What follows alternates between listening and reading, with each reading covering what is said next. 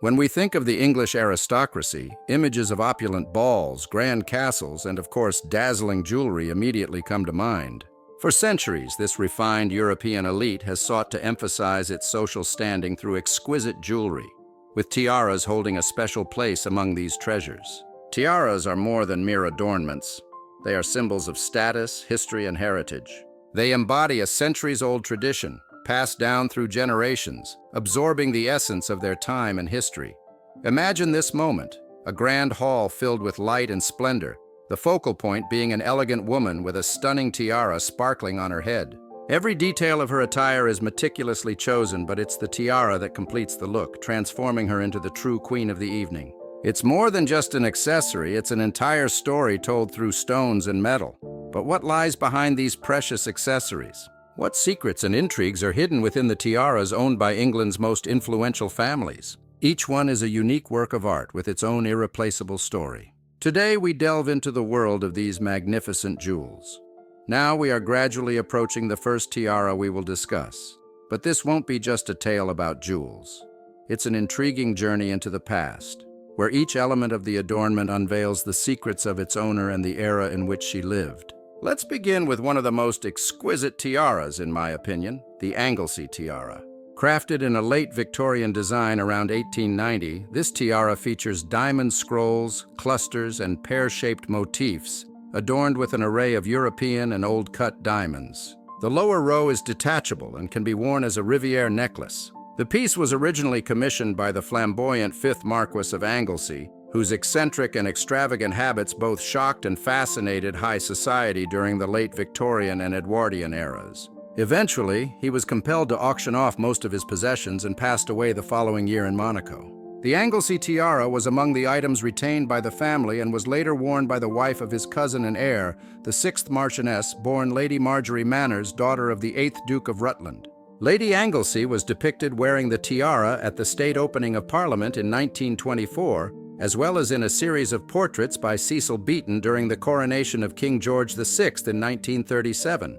Later, the Anglesey tiara and a stunning diamond negligee were showcased on the 7th Marchioness, also known as the writer Shirley Paget, during the Queen's coronation in 1953. The family's finances had dwindled since the days of the 5th Marquess. The main family estate, Bodesert, and their London residence were abandoned and sold off after World War I, while their Welsh residence, Plas Newid, was acquired by the National Trust in 1976. The Anglesey tiara was later acquired by Hancocks, although it is unclear if it left the family at that time. Now it is displayed in exhibitions. Another masterpiece is the Lester Tiara. Crafted by Chaumet in Paris around 1885 during the reign of the 2nd Earl of Leicester, the tiara showcases Empire-style Belle Époque diamond palmettes. It was likely made for his second wife, Georgina, Countess of Leicester. The tiara was probably worn by her and subsequent countesses at countless social events over the decades, but it wasn't publicly photographed until the 1920s, when the then Countess wore it to the state opening of Parliament in 1924. The first public photographs of the Chaumet tiara appeared in the 1950s, when the 5th Countess of Leicester became a lady of the bedchamber to the new Queen. She was photographed in the tiara by Cecil Beaton, and also wore it at the coronation of Queen Elizabeth II in 1953, where her daughter, Lady Anne, was a maid of honor, as well as at coronation galas and balls. As a lady of the bedchamber, the Countess of Leicester joined the Queen in welcoming heads of state during official visits and accompanied her on state visits abroad, many occasions requiring the tiara. The Countess also wore the Chaumet tiara at numerous family events. While the diamond necklace usually worn by Lady Leicester with the tiara was donned by her daughter Lady Anne, at her wedding to Lord Glenconner, neither of her daughters appears to have been photographed in the tiara. Compared to other ladies of the bedchamber, the Countess seldom accompanied the Queen to the state opening of Parliament. Notable appearances include those in 1964 and again at the state opening in 1970, where she was seen wearing the Chaumet diamond tiara. The Chaumet tiara remained in the Coke family and was worn by Lady Laura Coke, daughter of the 7th Earl, at her wedding to Jonathan Paul in 1993. The tiara was also worn by Polly Whately when she married Viscount Coke in 1996, suggesting that it still remains within the family despite being displayed in exhibitions. Another truly remarkable piece of jewelry is the Darby Tiara. Crafted by Skinner & Co. around 1890, This stunning tiara is designed as a row of stylized buds emerging from an openwork ribbon, from which extends a sequence of 11 angular palmettes set in diamond-shaped mounts. Between them are graduated lotus flowers encrusted with cushion, rose, and round-cut diamonds. The design of the tiara closely resembles the striking Devonshire palmette tiara, created in 1893 for Louise, Duchess of Devonshire, who was the mother of the then Countess of Darby. The Darby Tiara was worn by the 18th Countess of Darby at the coronation of Queen Elizabeth II at Westminster Abbey, where Lady Darby can be seen standing behind the Marchioness of Cholmondeley. After a hiatus of several decades, the tiara was worn again by the Honourable Caroline Neville, daughter of the 10th Baron Braybrooke, on her wedding to the 19th Earl of Derby at St.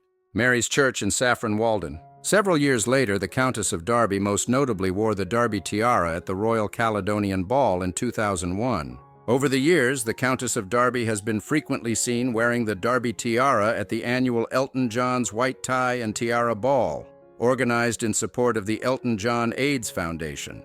The Countess also wore the tiara to the Raisa Gorbachev Foundation and Marie Curie Cancer Care event at Stud House in 2011. This was the last time she was publicly photographed in this piece. In 2022, both the Darby Tiara and its twin, the Devonshire Palmette Tiara, were exhibited, but the Darby Tiara remains within the family.